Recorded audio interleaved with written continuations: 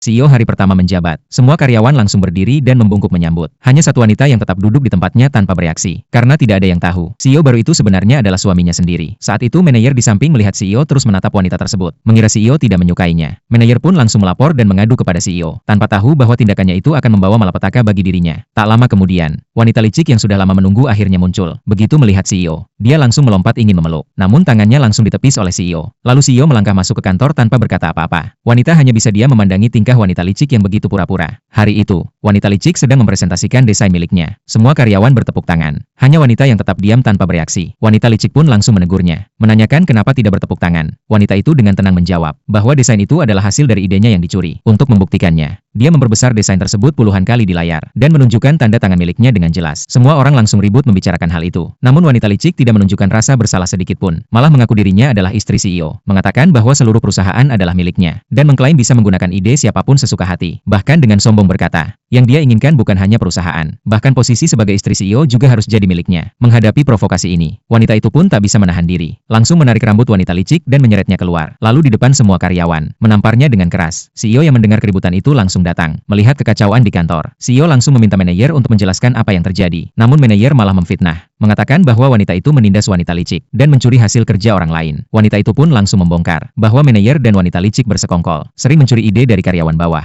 Bahkan mengungkap bahwa manajer menyalahgunakan kekuasaan dan menindas wanita karena cintanya ditolak. Mendengar wanita itu juga pernah dilecehkan, CEO pun langsung menendang manajer hingga terjatuh. Kemudian menyuruh asistennya menyelidiki masalah ini dan memerintahkan untuk memblokir karir manajer itu di seluruh industri. Manajer yang ketakutan segera memohon kepada wanita licik untuk membelanya. Namun wanita licik justru takut ikut terseret dan menyuruh asisten cepat-cepat menyeret manajer keluar. Tapi wanita itu menghentikannya, lalu bertanya pada manajer, apakah benar wanita licik adalah istri CEO? Setelah mendengar jawabannya, wanita itu berbalik menatap CEO dan bertanya, siapa sebenarnya istrinya? CEO pun melangkah ke sampingnya, lalu berbisik bahwa seharusnya dia sendiri tahu jawabannya. Kemudian CEO dengan tegas mengumumkan bahwa wanita licik bukanlah istrinya. Wanita licik yang mendengarnya berusaha memohon, namun langsung ditepis oleh CEO. Melihat itu, wanita itu pun dengan senang hati mengatakan bahwa hari ini ia bahagia dan ingin mentraktir semua orang minum boba. Setelah itu, teman wanita itu pun bertanya-tanya siapa sebenarnya istri CEO. Begitu tahu bahwa wanita itu adalah istri CEO, dia pun terkejut bukan main. Namun tiba-tiba, komplotan wanita licik datang dan menculik temannya. Tak lama kemudian, wanita licik masuk dan langsung memaki, menuduh wanita itu hanya kuat karena bersandar pada CEO. Mendengar itu, wanita itu tiba-tiba teringat bahwa dia juga punya warisan keluarga sendiri. Di sisi lain, asisten CEO datang membawakan barang-barang wanita itu. Awalnya, CEO mengira itu hanyalah pesanan tes sore. Namun setelah mendengar penjelasan asisten, CEO langsung terkejut luar biasa.